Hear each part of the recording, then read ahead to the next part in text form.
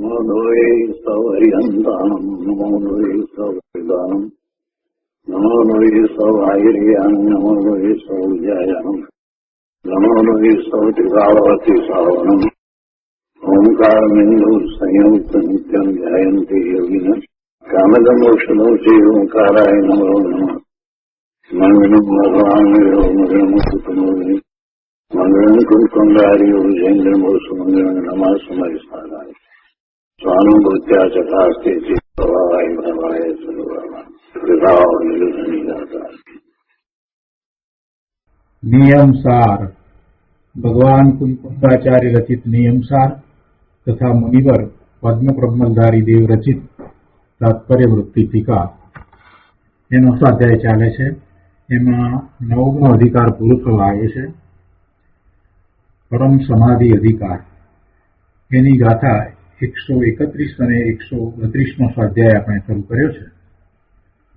ગાથા 131 અને 132માં 9 કષાયની વાત આવી. 9 પ્રકારના 9 કષાય: હાસ્ય, શોક, રતિ, અરતિ, ભય, જુગુપ્સા અને 3 પ્રકારના વેદ: સ્ત્રીવેદ, પુરુષ વેદ અને નપુંસક વેદ. તો આ જે ત્યાગે છે, નિત્ય એને જે વર્જે છે, તેને કેવળીના શાસનમાં સામાયિક સ્થાયી છે એમ કહેવામાં આવે. આ ગાથા અને એની ટીકાનો સ્વાધ્યાય આપણે કર્યો છે. હવે એ ગાથા અને ટીકા ઉપર પૂજ્ય ગુરુદેવ કાંજી સ્વામીએ જે વિસ્તાર કર્યો છે એ આપણે લઈએ. નિયમસાર પ્રવચન સદગુરુ પ્રવચન પ્રસાદ ભાગ બીજો, પાના નંબર 743, ગાથા 131 તથા ગાથા 132ના અન્વયાર્થ પછીથી ગુરુદેવ કહે છે કે જગત દિવાકર ત્રિલોકનાથ તીર્થંકર પરમાત્માએ સામાયિકનું સ્વરૂપ આવું કહ્યું છે. કેવું કહ્યું છે? તો કહે છે કે હાસ્ય કે ખેદ વગેરે કોઈ વિકારી ભાવો મારું સ્વરૂપ નથી એમ પહેલા સમજે તો તે સ્વરૂપમાં ઠરતા હાસ્ય વગેરે વિકારી ભાવો ટળે અને સામાયિક થાય. સર્વ પ્રકારના વિકાર ભાવ રહિત સ્વરૂપમાં એકાગ્રતા રૂપ સામાયિક કહ્યું છે. પણ હાસ્ય, શોક વગેરે ભાવોને આત્માથી જુદા ન જાણે તો તે કદી ટળતા નથી. 9 પ્રકારના આ જે કષાય ભાવ કયા, એ ભાવને પોતામાં સ્થાપે છે, પોતામાં માને છે, પોતે એની સાથે એકત્વ કરે છે, મમત્વ કરે છે. હું પુરુષ છું એવો પુરુષ વેદ, હું સ્ત્રી છું એવો સ્ત્રી વેદ, અથવા તો પુરુષ અને સ્ત્રી બંને તરફનો ભાવ પોતાનો એવા બંનેને ભોગવવાનો ભાવ એવો નપુંસક વેદ. હાસ્ય, ખેદ, રતિ, અરતિ, કોઈના પ્રત્યે ખૂબ રતિ રાગ અને કોઈના પ્રત્યે દ્વેષ, કોઈથી ભય પામવો, જેનું અસ્તિત્વ નથી એના પણ વિચાર કરી અને ભય પામવો, કોઈના પ્રત્યે ગ્લાનિનો ભાવ, જુગુપ્સાનો ભાવ, આ બધા ભાવો પોતાના છે એવું માનવું એ મિથ્યાત્વ છે. એટલે પહેલા તો એ ભાન કરવું જોઈએ કે આ એક પણ ભાવ, 9 પ્રકારના જે ભાવ, એમાંનો એક પણ ભાવ એ મારો નથી, મારા સ્વરૂપમાં નથી, મારા આત્માના કોઈ ગુણને કારણે થતો નથી. એટલે પહેલી વાત જો કંઈ હોય તો એ વાતને સમજવી કે એ મારું સ્વરૂપ નથી, વિકારી ભાવો મારું સ્વરૂપ નથી એમ પહેલા સમજે. અને પછી આગળ કહે છે કે સ્વરૂપમાં ઠરતા આ હાસ્ય વગેરે ભાવો છે તે ટળી જાય છે અને સામાયિક થાય છે. પણ હાસ્ય શોક વગેરે ભાવોને આત્માથી જુદા ન જાણે તો તે કદી ટળતા નથી. એ પોતાના છે, પોતે એ ભાવરૂપ થાય છે, પોતાના એ ભાવ છે ને પોતાને એનાથી કાંઈક લાભ કે નુકસાન થાય છે એવી જે માન્યતા છે એ પણ ટળવી જોઈએ. એવી માન્યતા જ્યાં સુધી છે એનામાં પોતાપણાની માન્યતા ત્યાં સુધી એ ભાવ ટળશે નહીં. એ ભાવ પોતાના છે જ નહીં ને માત્ર પોતે પોતાના શુદ્ધ ભાવે થાય એટલે એ ભાવો ટળી જાય છે. એ ભાવ ઉત્પન્ન થતા જ નથી. ભાવને ટાળવા માટે થઈને બીજો કોઈ રસ્તો નથી. એકમાત્ર એક જ ઉપાય છે કે પોતાના સ્વભાવ ભાવે થતા એવા ભાવ ઉત્પન્ન ન થાય. રાગ દ્વેષને ટાળો એમ કહેવામાં આવે, કસાયને ટાળો, પણ કસાય એમ ટળતા નથી. કસાયોની મંદતા થાય પણ ટળે નહીં. એટલે કસાય રહિત થવા માટે તો શુદ્ધ ભાવે થવું પડે. એટલે પહેલા તો એ કસાયો મારું સ્વરૂપ નથી એવો દ્રઢ નિર્ધાર કરીને મારું સ્વરૂપ શુદ્ધ છે, સિદ્ધ સમાન છે એવો નિર્ણય કરવો જોઈએ, એવી દ્રઢતા કરવી જોઈએ. તો જ એ સર્વ પ્રકારના વિકારી ભાવો ટળે. એટલે ગુરુદેવ અહીંયા કહે છે કે હાસ્ય શોક વગેરે ભાવોને આત્માથી જુદા ન જાણે તો તે કદી ટળતા નથી. પહેલા સમ્યક દર્શનથી શુદ્ધ આત્માનું ભાન કર્યું છે અને પછી એવા આત્મામાં સ્થિર થયો છે તેને 24 કલાક સામાયિક છે. પહેલા સમ્યક દર્શનથી શુદ્ધ આત્માનું ભાન કર્યું છે અને પછી એવા આત્મામાં સ્થિર થયો છે તેને ગુરુદેવ કહે છે કે 24 કલાક સામાયિક છે. જેને હજી આવી સામાયિકનું ભાન પણ નથી તેને સામાયિક ક્યાંથી હોય?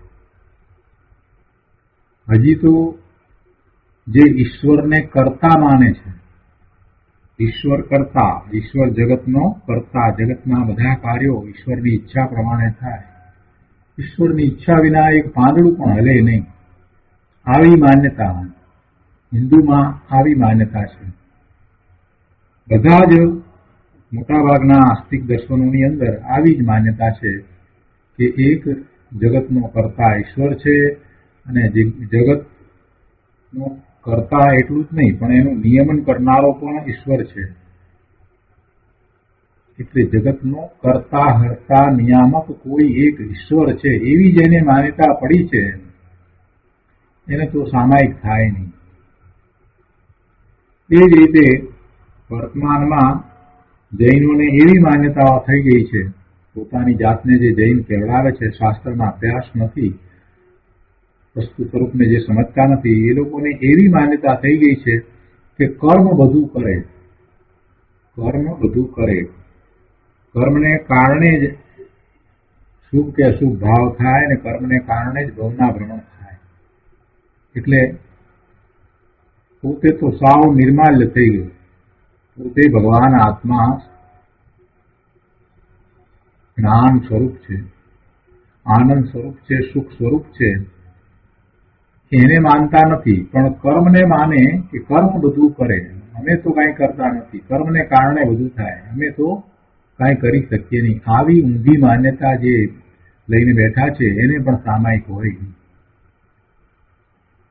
સાચા વિતરાગ દેવને એમના જેવા સ્વરૂપ છે એવા સ્વરૂપ સહિત સમજે, એમના દ્રવ્ય ગુણ પર્યાયને એ જેમ છે તેમ સમજે અને એમના ઉપકારને, એમનો જે ઉપકાર, એમની કરુણા એને પણ જેમ છે તેમ સમજે. એમની ઓંકાર ધ્વનિ, દિવ્ય ધ્વનિમાંથી જે આ જ્ઞાનના દૂધ વહી રહ્યા છે એમાંથી ગણધર ભગવાને જે 12 અંગ અને 14 પૂર્વની રચના કરી છે એ આચાર્ય ભગવાન દ્વારા આપણા સુધી પહોંચી છે, તો એને પણ એ બરાબર સમજે, જેમ છે તેમ વસ્તુ સ્વરૂપને સમજે. સાચા દેવને એમ એ રીતે સમજે, એમના સ્વરૂપને સમજે, એમને જે પ્રાપ્ત કર્યું છે એને સમજે, વિતરાગતાને સમજે. સાચા ગુરુને ઓળખે, સાચા ગુરુની વાતને સમજે, એમના ઉપદેશને સમજે, એમની નિશ્રામાં સમજે અને એમ ગુરુને ઓળખે. આમાંનું જો કાંઈ પણ કરતો નથી અને બહારમાં દેશ સેવા અને સમાજ સેવામાં લાગ્યો છે અને એમ કે બધા જીવ છે એની અંદર અમે તો ભગવાન જોઈએ છીએ ને અમે તો એની સેવા કરીએ છીએ, બસ એ જ ધર્મ છે,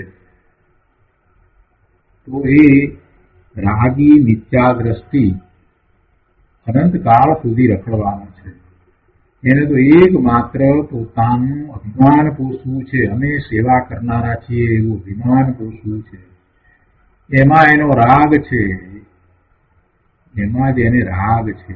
કદાચ નિસ્વાર્થ ભાવે સેવા કરતો હોય એટલે કે એમાંથી બીજો એને દેખીતો લાભ લેવો ન હોય, તે છતાંય એને એવું અભિમાન પડ્યું છે કે એ બધા કાર્યો હું કરું છું અને હું કરું છું, હું મધ્યસ્થી થઈ અને વચમાં રહી અને દાન મેળવી અને એ ગરીબો સુધી પહોંચાડું છું. આવી એ એની ભાવના છે, એવી એની માન્યતા છે, એવી એની શ્રદ્ધા છે, એ મિથ્યાત્વ છે.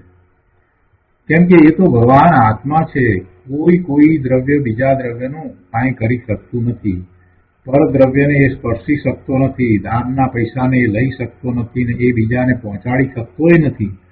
જગત આખાના બધા દ્રવ્યોના પરિણમન સ્વતંત્ર રીતે થાય છે તો થાય છે, એમાં મારું ક્યાં કાંઈ કરવાપણું છે, એવી એને વાત સમજાવી જોઈએ ને એ સમજાયું નથી. એ વાત જ એને સમજાઈ નથી તો પછી એને સામાયિક ક્યાંથી થશે? ગુરુદેવે તો અહીંયા ટૂંકમાં કહી દીધું કે વિતરાગ દેવને ગુરુને ઓળખે પણ નહીં અને દેશ સેવા વગેરેમાં તે ધર્મ માને તો તેવાને સાચી સામાયિક હોતી જ નથી. કોણ કોની સેવા કરે? સેવા હું કરી શકું છું એ માન્યતા જ મિથ્યાત્વ છે. કોઈની સેવા કરી શકતો નથી. દરેક જીવ ભગવાન આત્મા છે, સમર્થ છે, અનંત ગુણનો પિંડ છે અને એના કાર્યો બીજો જીવ કરી શકે નહીં. એટલું જ નહીં પણ જળના કાર્યો જીવ કરી શકતો નથી. મિથ્યા ભાવે એ વર્તે અને એ અભિમાનમાં રહે કે અમે આ કાર્યો કરીએ છીએ, પણ જળના કાર્યો એ કરી શકતો નથી. આ વાત તો એને પહેલા જ સમજવી પડશે. કોના કાર્યો એ કરે, કોનું કામ એ કરે? કોઈનું કાર્ય કોઈનું કામ એ કરી શકતો જ નથી. જો એ કાંઈ કરી શકતો હોય તો એ જ્ઞાન કરી શકે છે અને જ્ઞાનમાં એ પોતે પોતાના સ્વરૂપનું પ્રાણ ભાન કરી શકે છે. એમાંથી આવતા અનંત ગુણના પરિણમન રૂપ જ્ઞાન, આનંદ, સુખ, શાંતિ, નિર્મળતા, સ્વચ્છતા આ બધાનો એ અનુભવ કરી શકે છે, પણ પરના કાર્યો કરી શકતો નથી. પરલક્ષ્ય થતા જે વિકલ્પો છે ને જે ભાવ છે, શુભ અશુભ ભાવ છે, એ ભાવ એના કોઈ ગુણને અનુસરીને થતા નથી. માટે એ બધા વિકારી ભાવ છે, ક્ષણિક ભાવ છે, એ એનું કાર્ય નથી, એ એનું કરવા યોગ્ય કાર્ય નથી. એ દોષ છે, એ એનું કરવા યોગ્ય પોતાનું કાર્ય નથી, એ એના સ્વભાવને અનુસરીને થતું કાર્ય નથી. એ વિકારી પરિણામ થાય છે, એ એનો પ્રમાદ છે, એનો દોષ છે, એના અજ્ઞાનને કારણે થાય છે. આ વાત તો એને પહેલા સમજવી પડે ને એ જ્યાં સુધી સમજ્યો જ નથી ત્યાં સુધી એને સામાયિક ક્યાંથી થશે? ગુરુદેવ અહીંયા કહે છે કે પ્રથમ તો વસ્તુ સ્વરૂપનું ભાન હોય. પોતાનું સ્વરૂપ કેવું છે, પોતાને શું હોય ને પોતાને શું ન હોય, આ વાત એને હંમેશા યાદ રાખવી જોઈએ. જ્યારે જ્યારે એને પ્રશ્ન થાય કે આ મને હોય કે ન હોય, તો એ વાતને સમજવા માટે, એનો જવાબ મેળવવા માટે થઈને એને પોતાને એમ વિચારવું જોઈએ કે આ વાત જો સિદ્ધ ભગવાનને હોય તો મને હોય, સિદ્ધ ભગવાનને આ હોય એવો પ્રશ્ન પૂછવો, અને જો સિદ્ધ ભગવાનને ન હોય તો મને પણ ન હોય, કેમ કે હું સિદ્ધ સમાન ત્રિકાળ શુદ્ધ ભગવાન આત્મા છું. વર્તમાન પર્યાય ભલે જે છે તે છે, પણ એ વર્તમાન પર્યાય જેવડો હું નથી. એ વર્તમાન પર્યાય એક સરખી ટકીને રહેતી નથી. એટલે એ કાંઈ મારું સ્વરૂપ નથી. હું તો ત્રિકાળ સિદ્ધ સમાન ભગવાન આત્મા છું. એમ પ્રથમ તો પોતાનું સ્વરૂપ જે છે તેને સમજે, એનું ભાન કરે. પછી તે સ્વરૂપમાં એકાગ્રતા કરે, એનો અનુભવ કરે, અને એક વખત અનુભવ થયા પછીથી વારે વારે એવા સ્વરૂપનો અનુભવ કરે, એમાં વિશેષ લીનતા કરે અને સ્થિરતા કરે, તો પછી સ્વરૂપમાં સ્થિરતા વડે જે કસાય ભાવોને ઉત્પન્ન થવા દેતો નથી એને સામાયિક હોય છે. શું કહે છે ગુરુદેવ? કે પ્રથમ તો વસ્તુ સ્વરૂપનું ભાન હોય, પછી તે સ્વરૂપમાં સ્થિરતા વડે જે કસાય ભાવને ઉત્પન્ન જ થવા દેતો નથી તેને જ સામાયિક વ્રત છે.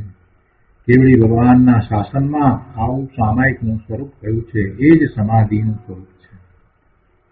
એમ આચાર્ય દેવે બધી ગાથામાં કહ્યું છે. ગાથાએ કેવળી શાસનની વાત મૂકીને આ વાત સમજાવી છે.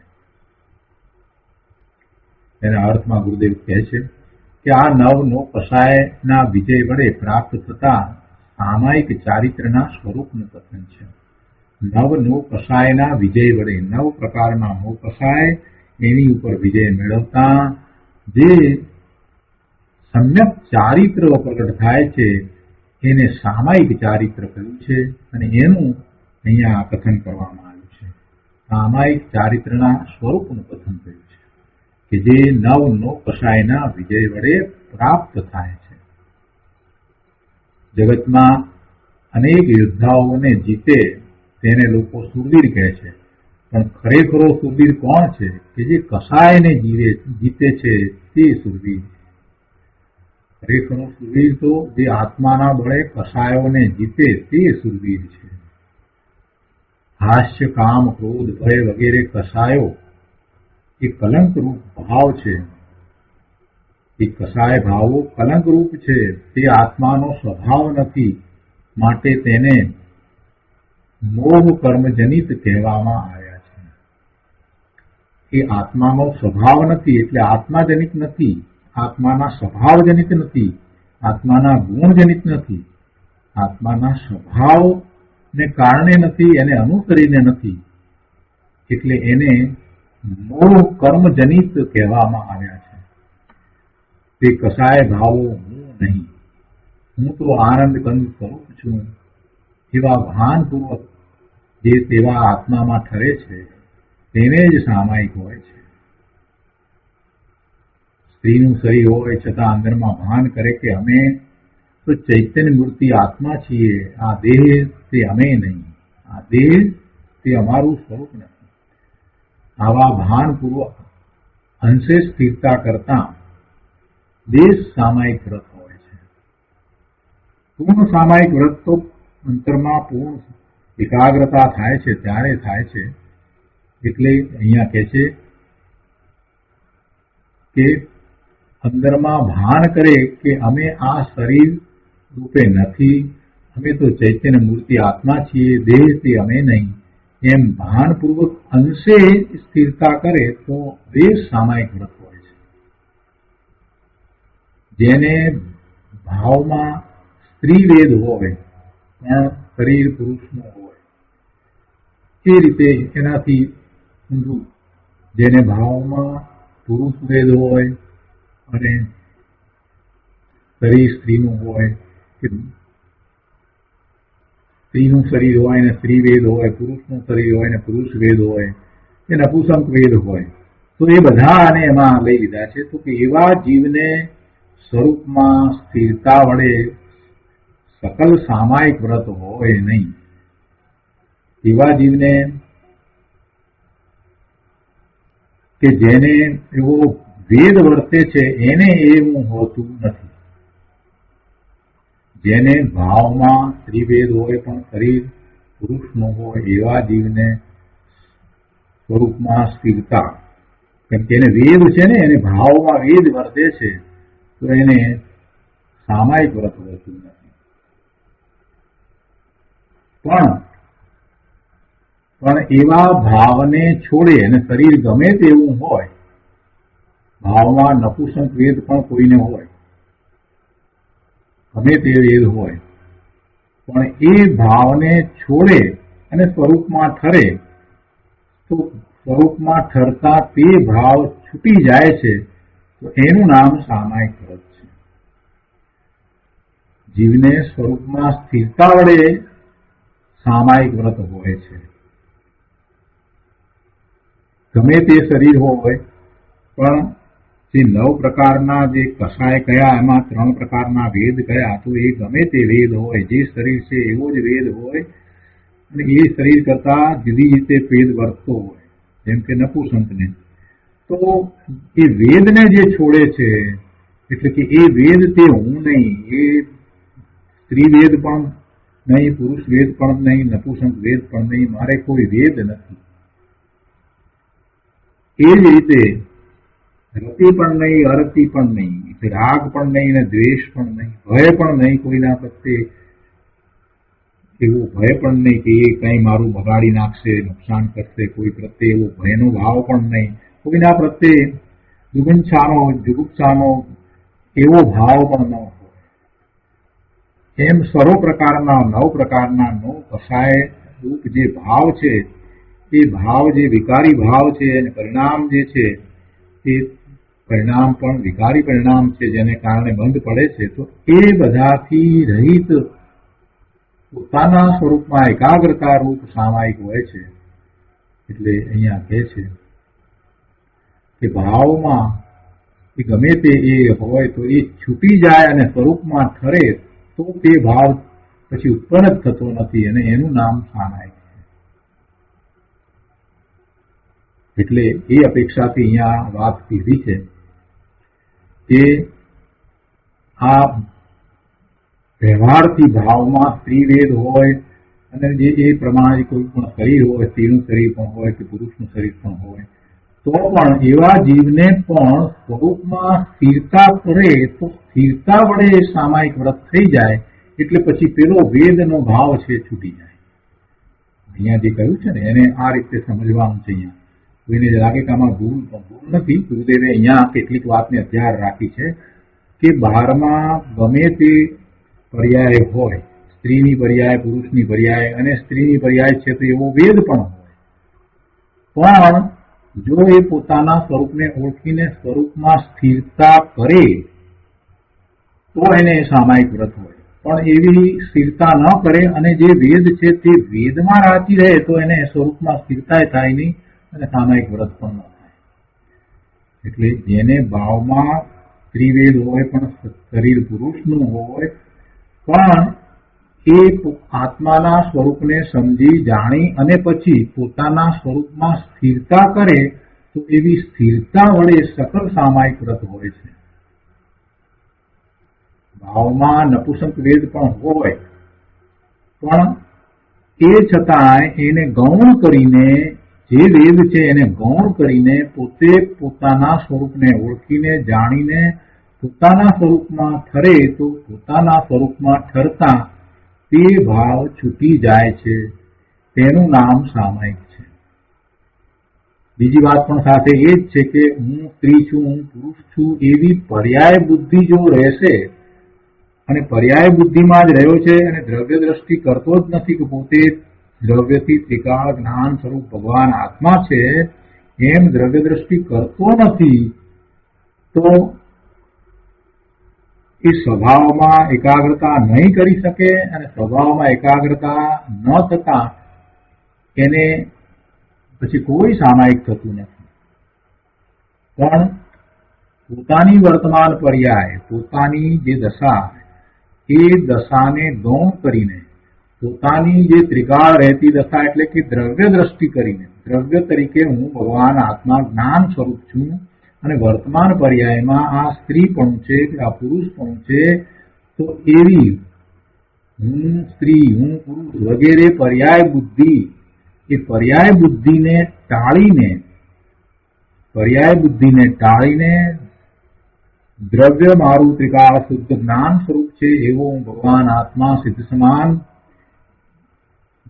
કારણ પરમાત્મા છું એમ સ્વભાવમાં ઠરે તેને જ ભગવાને સામાયિક કહ્યું છે.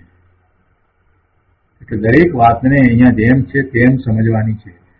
જે ભાવ છે એ ભાવ તો છે, અનાદિથી એવા અનેક પ્રકારના ભાવ એ કરતો આવ્યો છે.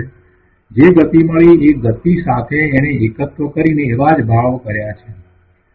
એ તિર્યંચમાં હતો, શિયાળ થયો તો પોતે શિયાળ છે એવા ભાવમાં હતું.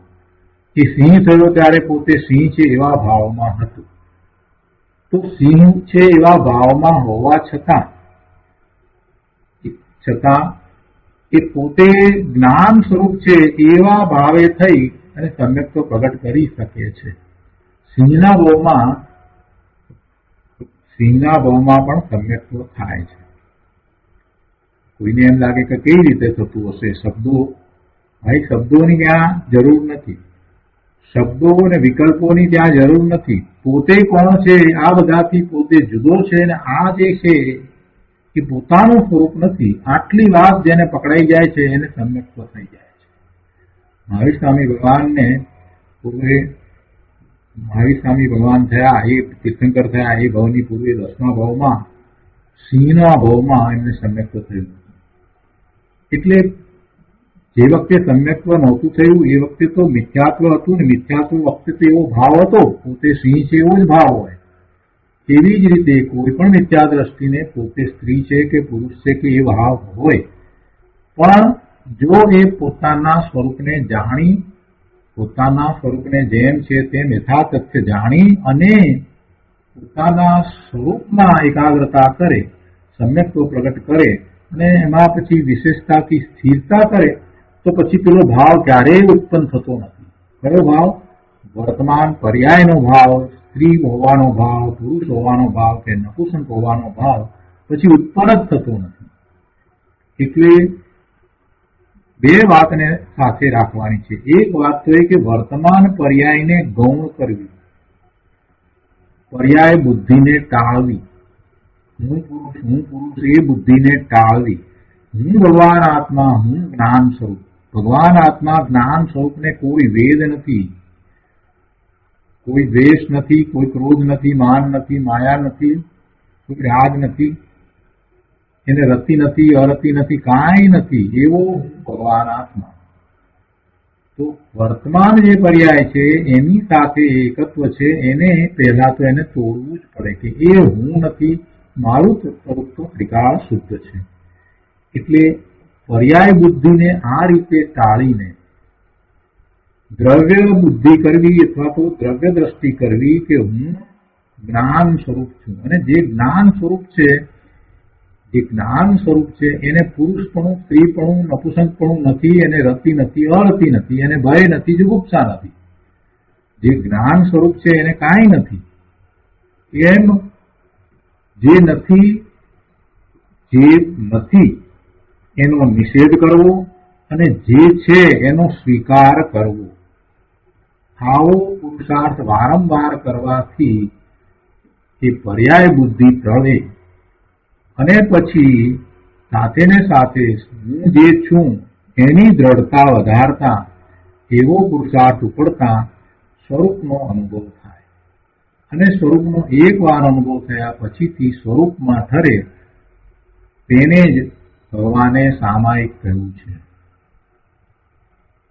તો આ પેરેગ્રાફને બહુ શાંતિથી સમજવાનો છે, એમાં ક્યાંય ભૂલ કરવાની નથી. કઈ અપેક્ષાથી ત્યાં કઈ રીતે વાત કરી છે એ સમજવાની છે કે વર્તમાનમાં જે વેદ છે કે જે કાંઈ છે, રતિ અરતિ બધા ભાવ છે તો છે, પણ એ ક્ષણિક ભાવ છે, એ મારા સ્વરૂપને અનુસરીને નથી અને મારું સ્વરૂપ તો ત્રિકાળ શુદ્ધ છે એમ નિર્ણય કરીને જે સ્વરૂપ તરફ વળે અને સ્વરૂપમાં સ્થિર થાય તો સ્વરૂપમાં સ્થિરતા વડે એને સકલ સામાયિક હોય છે. ભલે વર્તમાનમાં દશા એની સ્ત્રીની હોય, પુરુષની હોય કે નપુંસકની હોય. આ વાત એટલે વાક્યને જે રીતે કહ્યા છે એ રીતે સમજવાના છે અહીંયા. પણ પહેલી વાત એક વાત યાદ રાખવી કે જ્યાં સુધી મુખ્યતા આ વેદની રહેશે, સ્ત્રી વેદ, પુરુષ વેદ, નપુંસક વેદની, કે જ્યાં સુધી મુખ્યતા આ અન્ય પ્રકારના બીજા કસાયોની રહેશે, રતિ ફરતી ભય શોક જુગુપ્સાની જો મુખ્યતા રહેશે તો ત્યાં સુધી એ સ્વરૂપ તરફ વળશે જ નહીં. એટલે સૌથી પહેલા તો એ બુદ્ધિને ટાળવાની કે મને આ છે અથવા એ હું છું, એ બુદ્ધિ, એ પર્યાય બુદ્ધિ એને ટાળવી જ પડે. ત્યાંથી એને શરૂઆત કરવી પડે.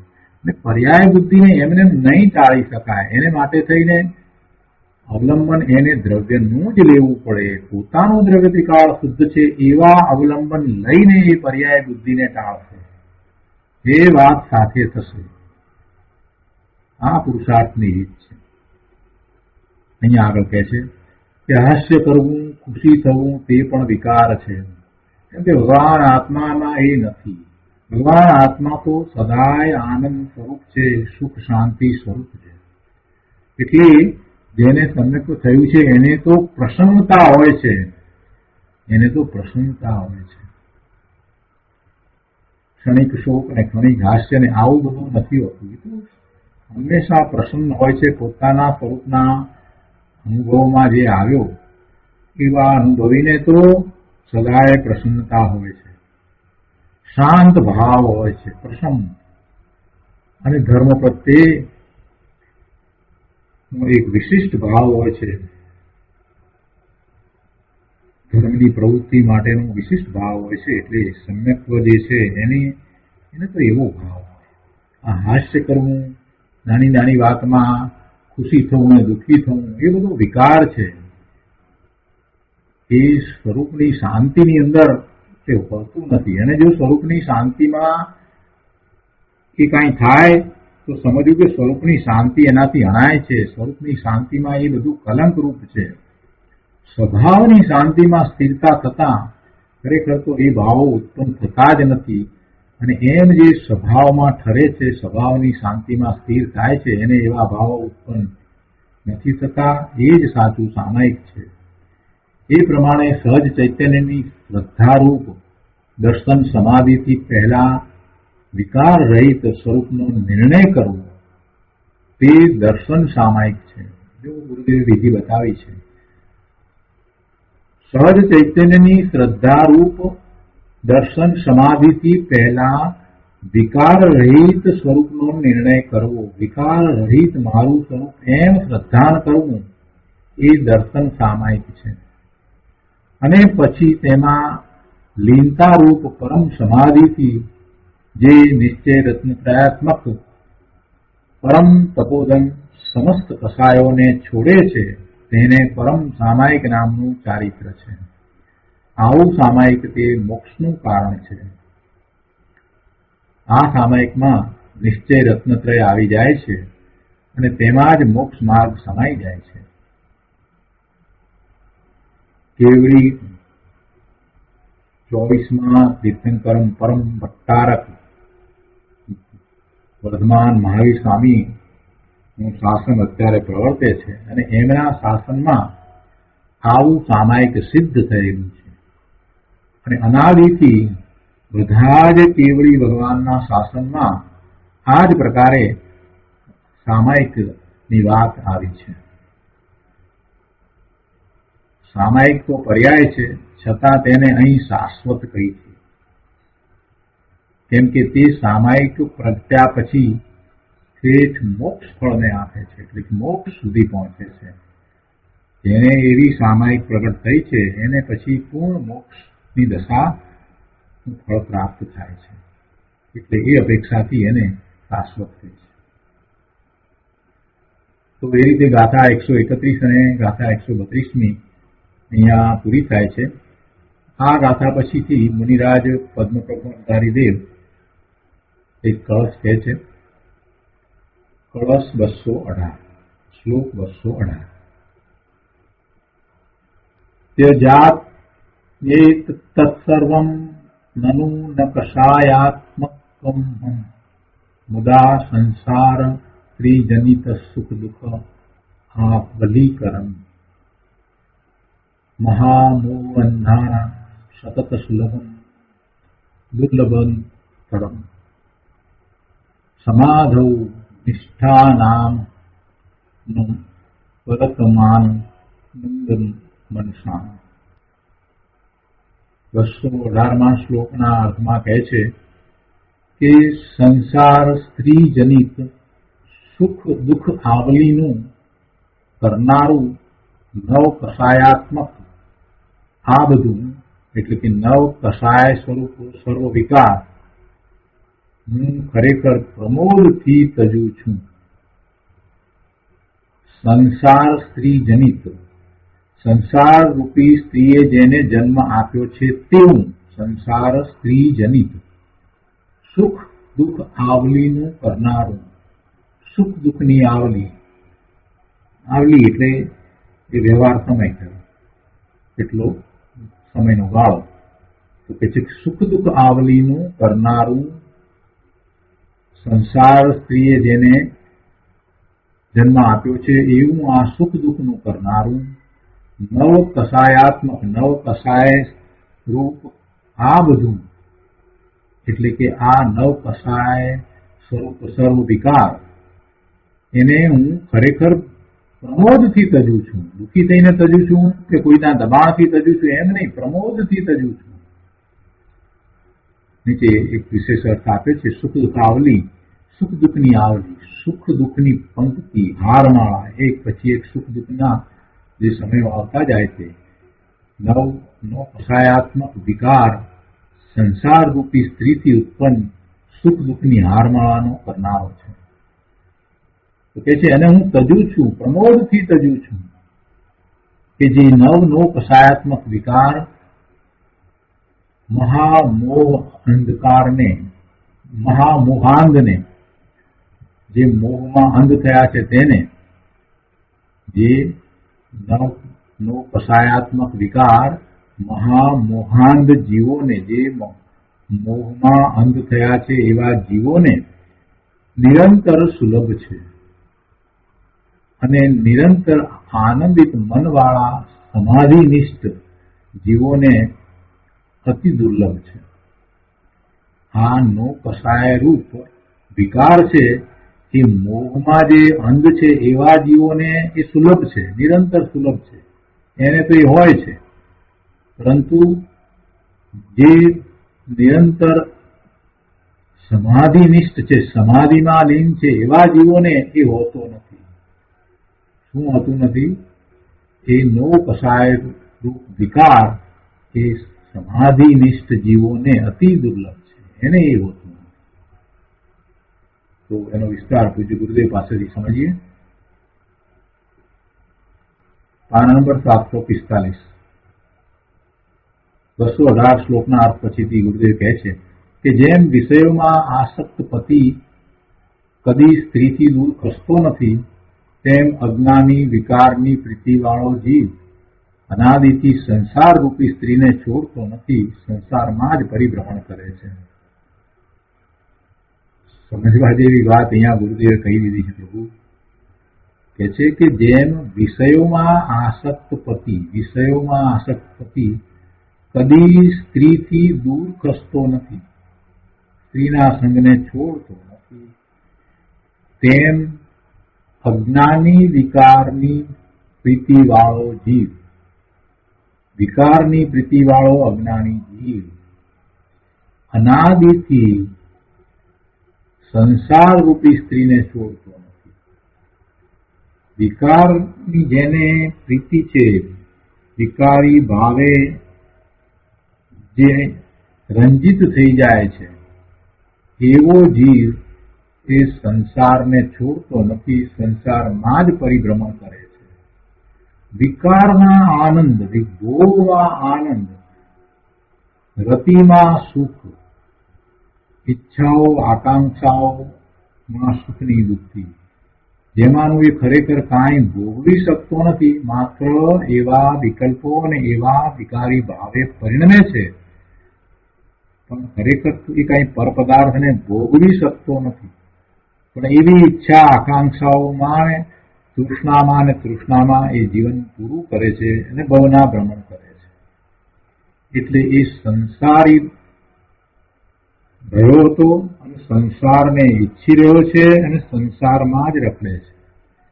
એમ એ સંસાર રૂપી સ્ત્રીને છોડતો નથી, સંસારમાં જ પરિભ્રમણ કરે છે. કસાયમાં કેટલોક પ્રશસ્ત કસાય છે, શુભ ભાવ પણ છે. દેવગુરુ શાસ્ત્ર તથા સાધર્મી પ્રત્યે ગતિ થાય, પ્રમોદથી હાસ્ય થાય વગેરેમાં શુભ ભાવ છે. એટલે મંદ કસાય છે, પ્રશસ્ત કસાય છે. ધર્મ છે એમ નહીં.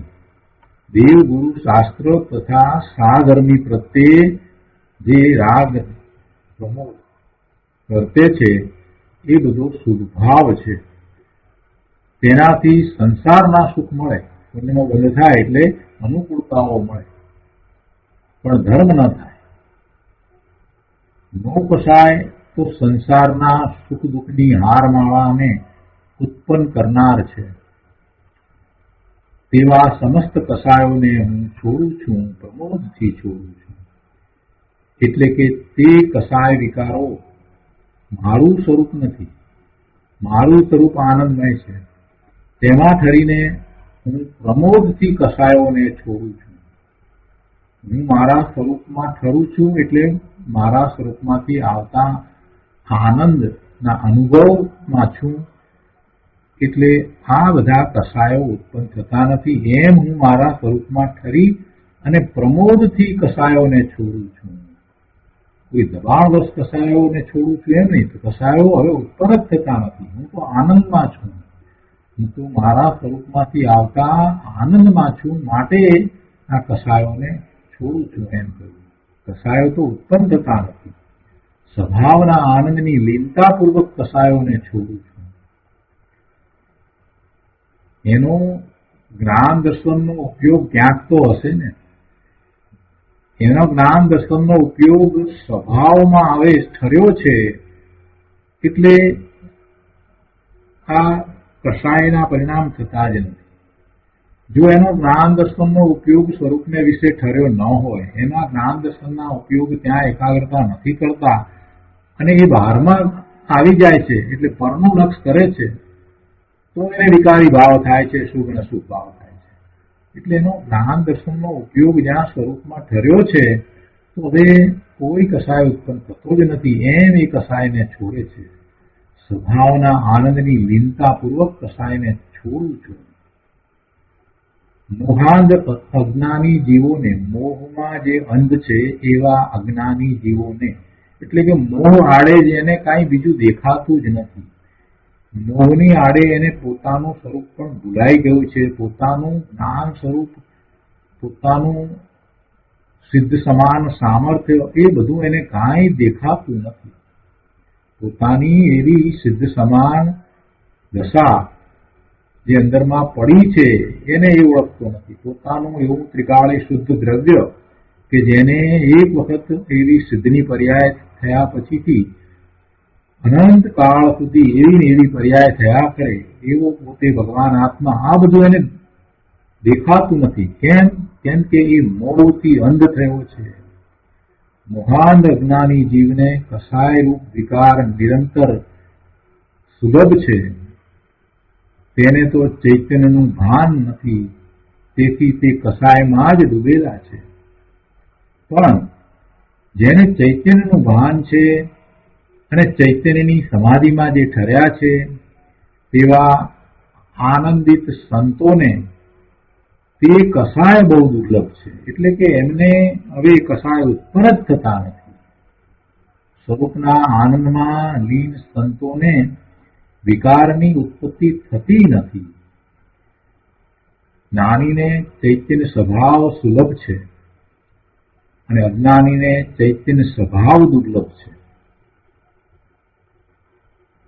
અજ્ઞાનીને વિષય કસાય સુલભ છે, અજ્ઞાનીને વિષય કસાય સુલભ છે અને ચૈતન્ય સ્વભાવ દુર્લભ છે.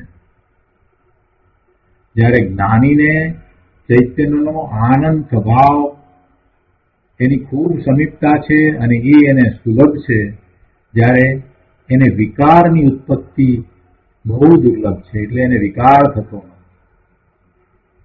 એમ અહીંયા અલંકારથી સમજાવવામાં આવ્યું છે. તો આ રીતે શ્લોક 218 પૂરો થાય છે. તે પછીથી કુંકુંદાચાર્ય ભગવાનની ગાથા 133 આ અધિકારની છેલ્લી ગાથા છે. જોદુ ધમ્મમ ચ સુખમ ચ જાણઈ જા એદી હિણચ્ચસુ. જોદુ ધમ્મમ ચ સુખમ ચ જાણમ જાયેદી હિણચ્ચસુ તસ્વ સામાયિકમ થાય ઇતિ કેવલી શાસને. સંસ્કૃતમાં ગાથા છે.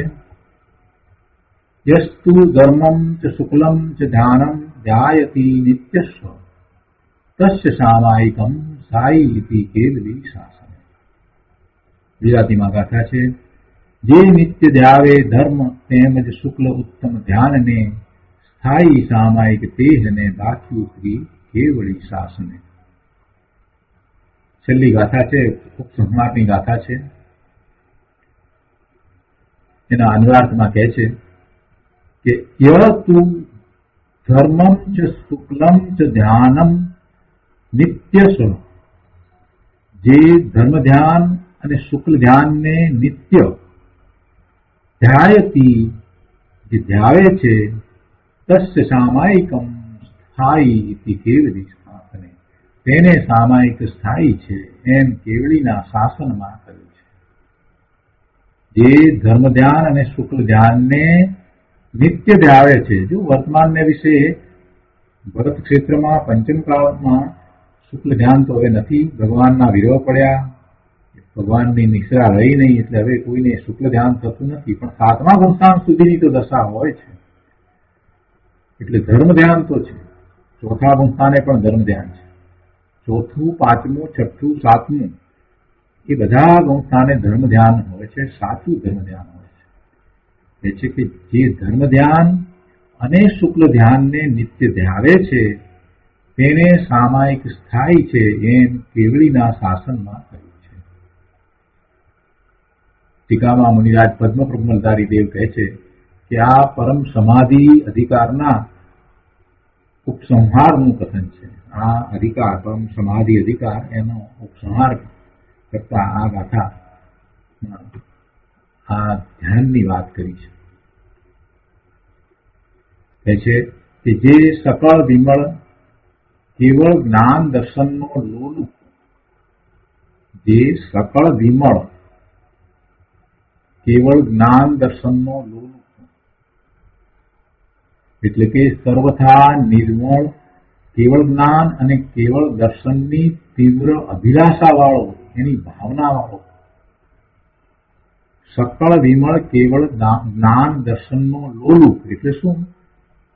કે જેને આ નિર્મળ કેવળ જ્ઞાન અને કેવળ દર્શનની તીવ્ર અભિલાષા છે, એની ભાવના છે, એવો પરમ જીન યોગીશ્વર સ્વ આત્મા આશ્રિત નિશ્ચય ધર્મ ધ્યાન વડે અને સમસ્ત વિકલ્પ જાળ રહિત નિશ્ચય શુક્લ ધ્યાન વડે સ્વ આત્મનિષ્ઠ નિજ આત્મામાં લીન એવી નિર્વિકલ્પ પરમ સમાધિરૂપ સંપત્તિના કારણભૂત એવા તે ધર્મ શુક્લ ધ્યાનો વડે અખંડ અદ્વૈત સહજ ચિદ્વિલાસ લક્ષણ, અખંડ અદ્વૈત સ્વાભાવિક ચૈતન્ય વિલાસનું જે લક્ષણ છે, જે ચૈતન્ય વિલાસ જેનું લક્ષણ છે, એવા અક્ષય આનંદ સાગરમાં મગ્ન થતા સકળ બાહ્ય ક્રિયાથી પરાંગમુખ શાશ્વતપણે સદા અંતક્રિયાના અધિકરણભૂત સદા શિવ સ્વરૂપ આત્માને નિરંતર ધ્યાવે છે, તેને ખરેખર જીનેશ્વરના શાસનથી નિષ્પન્ન થયેલું નિત્ય શુદ્ધ ત્રિગુપ્તિ વડે ગુપ્ત એવી પરમ સમાધિ જેનું લક્ષણ છે, એવું શાશ્વત સામાયિક છે. વાત તો એટલી જ કરી છે કે જે ધર્મ ધ્યાન અને શુક્લ ધ્યાનને નિત્ય ધારે છે તેને સામાયિક સ્થાયી છે. પણ બધી વાતની આગળ એના લક્ષણ કેવા છે એ દર્શાવી અને વિસ્તાર કરીને એને કહેવામાં આવ્યું છે. એટલે કે એની આગળ જે વિશેષણ મૂક્યા છે એ વિશેષણ દ્વારા એનું સ્વરૂપ સમજાવ્યું છે, એના આવા લક્ષણથી એ લક્ષિત છે એમ સમજાવી અને કહેવામાં આવ્યું છે. એક જ વાક્ય છે, આખો પેરેગ્રાફ એક જ વાક્ય છે. શું કે છે?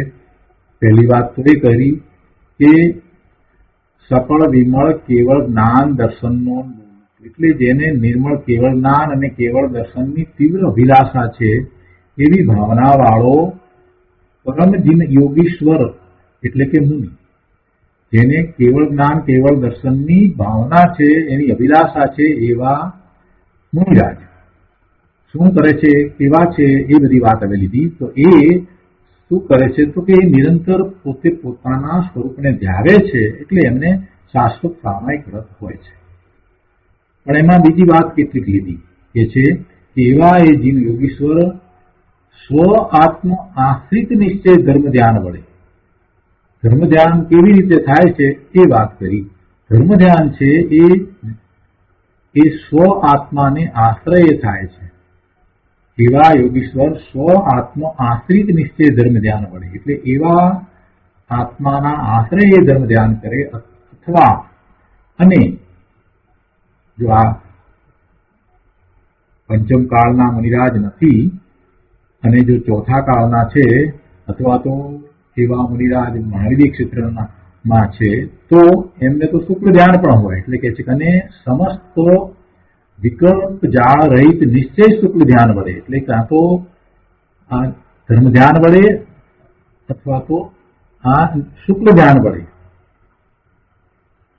સ્વ આત્મનિષ્ઠ નિજ આત્મામાં લીન એવી નિર્વિકલ્પ પરમ સમાધિ રૂપ સંપત્તિના કારણભૂત આ જે સ્વ આત્મનિષ્ઠ જે નિર્વિકલ્પ સમાધિ પરમ સમાધિ રૂપ સંપત્તિ છે, એનું કારણ એવા આ ધર્મ શુક્લ ધ્યાન વડે શું કરે છે? તો કહે છે કે અખંડ અદ્વૈત સહજ ચિદ્વિલાસ લક્ષણ, જેનું લક્ષણ અખંડ, જેમાં બે પણ નથી એવું અદ્વૈત સ્વાભાવિક ચૈતન્ય વિલાસ, ચૈતન્યનો વિલાસ એટલે જ્ઞાન આનંદનો વિલાસ, એવું જેનું લક્ષણ છે એવો તો આત્મા છે. તો એવા લક્ષણ અક્ષય આનંદ સાગરમાં મગ્ન થતા સકળ બાહ્ય ક્રિયાથી પરાંગમુખ શાશ્વતપણે સદા અંતક્રિયાના અધિકરણભૂત સદા શિવ સ્વરૂપ આત્માને નિરંતર ધ્યાવે છે. તો આ આત્માના બધા વિશેષણો કયા કે અક્ષય આનંદ સાગરમાં મગ્ન થતા સકળ બાહ્ય ક્રિયાથી પરાંગમુખ શાશ્વતપણે સદા અંતક્રિયાના અધિકરણભૂત એવા સદા શિવ સ્વરૂપ આત્મા, એવા આત્માને નિરંતર ધ્યાવે છે, તેને ખરેખર દિનેશ્વરના શાસનથી નિષ્પન્ન થયેલું, દિનેશ્વરના શાસનથી નિષ્પન્ન થયેલું એટલે કે દિનેશ્વરના શાસનમાં જે સિદ્ધ થયું છે, જે વાત આવી છે તે પ્રમાણેનું આ ત્રિગુપ્તિ વડે ગુપ્ત એવી પરમ સમાધિ જેનું લક્ષણ છે એવું શાશ્વત સામાયિક હોય છે. તો એનો વિસ્તાર આપણે પૂજ્ય ગુરુદેવ પાસેથી સમજીએ. પાના નંબર 746. અહીંયા 133ની ગાથાના અન્વયાર્થ પછીથી ગુરુદેવ કહે છે કે સામાયિક વાળો જીવ કેવો છે. સંતો અને સામાયિક હોય છે, તો એ સંતો કેવા છે, એ જીવની કેવી ઉત્કૃષ્ટ દશા છે એ આમાં દર્શાવી દીધું છે. એને સંતોને તો કેવળ જ્ઞાનની ધૂન છે, કેવળ દર્શનની ધૂન છે, એટલે એવી જ અભિલાષા છે. તો કહે છે કે સકળ વિમળ એવા કેવળ જ્ઞાન દર્શનનો લોલુપ છે.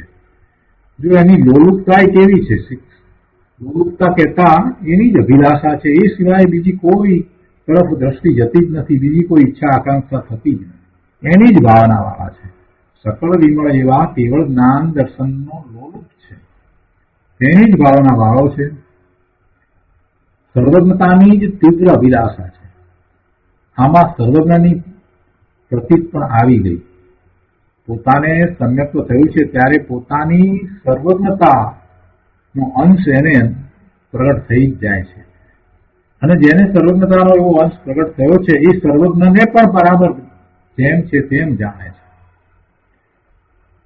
એટલે કે છે કે સર્વજ્ઞતાની જ તીવ્ર અભિલાષા છે. એટલે ગુરુદેવ કહે છે કે એમાં જો આમાં સર્વજ્ઞની પ્રતીત પણ આવી ગઈ. જેને સર્વજ્ઞની પ્રતીત પણ ન હોય તેને આવી કેવળ જ્ઞાનની ભાવના પણ હોય નહીં. સર્વજ્ઞ પરમેશ્વરના સ્વરૂપને જે જાણતો જ નથી, સર્વજ્ઞ પરમેશ્વર કેવા છે એનું એને જ્ઞાન ભાન જ કર્યું નથી. પ્રભુ તો આવા છે એમ જેને થયું નથી, અંતરમાં એ વાત આવી જ નથી કે અરે સર્વજ્ઞ પરમેશ્વર જીનેશ્વર ભગવાન તો 4 ઘાતી કસાયનો ક્ષય કરીને, હવે 4 ઘાતી કસાયનો ક્ષય કર્યો તો જે કહેવું એમાં તો એને ખરેખર તો કાંઈ કર્યું નથી. પોતે પોતાના સ્વભાવ ભાવે થયા છે માટે એ કર્મની પ્રકૃતિ જે છે એ ખરી ગઈ છે. એટલે ખરેખર તો એમણે જે પ્રાપ્ત કર્યું છે એનું વર્ણન આવે. છતાંય આપણે હંમેશા એમ કહીએ છીએ કે 4 ઘાતી કર્મોનો ક્ષય કરીને, એટલે 12મા ગુંથાને સર્વ કસાય રહિત થયા છે. એટલે દર્શન મોહની અને ચારિત્ર મોહનીએ ગયું છે અને એ જ વખતે સાથે જ્ઞાનાવરણી, દર્શનાવરણી અને અંતરાય કર્મનો પણ ક્ષય થયો છે. એમ 4 ઘાતી કર્મોનો ક્ષય થયો છે. પણ જે પ્રાપ્ત કર્યું છે એની વાત કરવી છે આપણે. તો શું પ્રાપ્ત કર્યું છે કે અનંત આનંદ, અનંત સુખ, અનંત દર્શન, અનંત વીર્ય પ્રગટ કર્યા છે. એવા અનંત ચતુષ્ટય પ્રગટ કર્યા છે. તો એવી જેને પ્રતીત થવી કે આવું સર્વજ્ઞનું સ્વરૂપ છે, તો ગુરુદેવ કહે છે કે જેને એવી સર્વજ્ઞની પ્રતીત પણ ન હોય તેને આવી કેવળ જ્ઞાનની ભાવના પણ હોય નહીં. જેને સર્વજ્ઞની પ્રતીત પણ ન હોય તેને આવી કેવળ જ્ઞાનની ભાવના પણ હોય નહીં. સર્વજ્ઞતા શું તેનું ભાન ન હોય અને પોતાને પંડિત કહેવડાવે તે કાંઈ પંડિત કહેવાય નહીં. સર્વજ્ઞતા વિશે જેણે વિચાર જ નથી કર્યો, સર્વજ્ઞતા શું છે, સર્વજ્ઞતાનું સ્વરૂપ જેણે જાણ્યું જ નથી. નાસ્તિથી એમ કહે કે 4 ઘાતી કર્મોનો નાશ કર્યો છે, પણ ભાઈ અસ્થિથી જો વાત પકડને, અસ્થિથી શું છે, પ્રભુએ શું પ્રગટ કર્યું છે? પૂર્ણ આનંદની દશાને પ્રગટ કરી છે, પૂર્ણ શાંતિ સુખની દશાને પ્રગટ કરી છે. એ દશા પૂર્ણપણે પ્રગટ કરી છે અને એ શાશ્વત રહેવાની છે, કાયમ રહેવાની છે. અવ્યાબાદ આનંદ એમણે તો પ્રાપ્ત કરી લીધો છે. એટલે જે અસ્થિથી જે કેવળ જ્ઞાન, કેવળ દર્શનનું સ્વરૂપ છે, અર્યંત પરમેશ્વરનું જે અસ્થિથી જે સ્વરૂપ છે એને સમજવાની જરૂર છે. બાકી એમ બોલે જાય કે 4 ઘાતી કર્મોનો ક્ષય, પ્રભુ એ ઘાતી કર્મો, દ્રવ્ય કર્મો તો આમે એ ખરી જવાના હોય ત્યારે ખરી જાય છે, પણ પ્રભુએ જે પ્રાપ્ત કર્યું છે એના નિમિત્તે એ ખરી જાય છે. પ્રભુએ જે દશાને પ્રગટ કરી છે એટલે સામે પેલા કર્મનો ક્ષય થઈ જાય છે. એટલે જે એમનો પુરુષાર્થ છે એને તું સમજ ને. એમ નથી કે જગત આખાના પદાર્થોને જાણે છે બસ, એટલી એમથી વાત નથી પ્રભુ. જગત આખાના પદાર્થોને જાણીને મારે શું કામ છે એવું કેટલાય મૂર્ખો કહે છે. હા, મૂર્ખાઓ એમ પણ કહે છે કે ઠીક છે, અમારે આખા જગતને જાણીને શું કામ છે. અરે એ વાત નથી.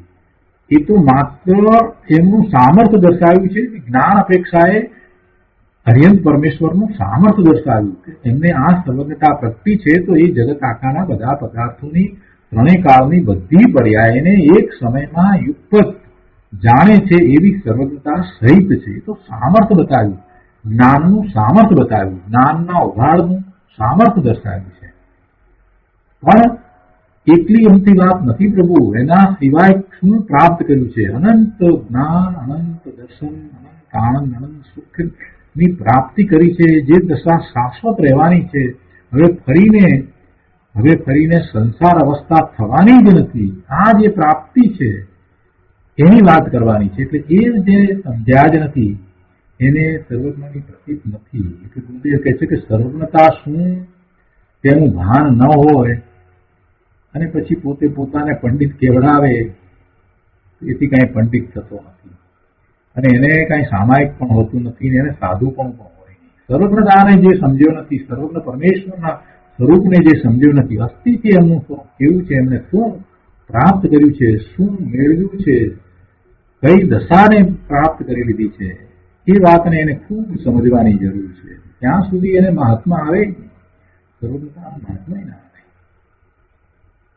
કોઈ કે કેવળ જ્ઞાન વળી શું, કેવળ જ્ઞાન કરીને આપણે શું કામ છે એવું બોલવા વાળા હોય.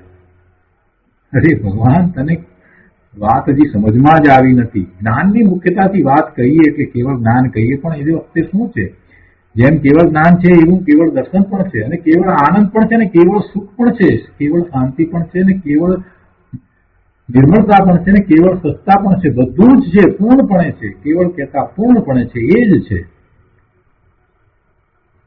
તો એવી એ દશા છે, એને એ સમજતા નથી. એટલે કેવળ જ્ઞાન વળી શું, આપણા કરતા 2 ડગલા આગળ હોય એવું કેવળ જ્ઞાન હશે? એમ કહેનારને સર્વજ્ઞાની પ્રતીત નથી. સર્વજ્ઞ કે જે પ્રાપ્ત કર્યું છે એનું એમને ભાન નથી, એમની મહત્તા એને સમજાઈ નથી. પ્રભુની મહત્તાનો જેને ખ્યાલ નથી આવ્યો, એ પ્રભુને શું નમસ્કારે કરવાનો હતો? એ તો પ્રભુ પાસે જઈને ભીખ માગશે. પ્રભુની મહત્તા જેને સમજાય છે એને જ પ્રભુના દર્શન કરતા અહોભાવ આવે છે, ભક્તિનો ભાવ આવે છે. તો એનો બધું વિસ્તાર આપણે આવતી વખતે લઈશું, આવતા સ્વાધ્યાયમાં લઈશું. આજનો સ્વાધ્યાય અહીંયા સુધી રાખીએ છીએ. હવે સુખધામ બોલીએ.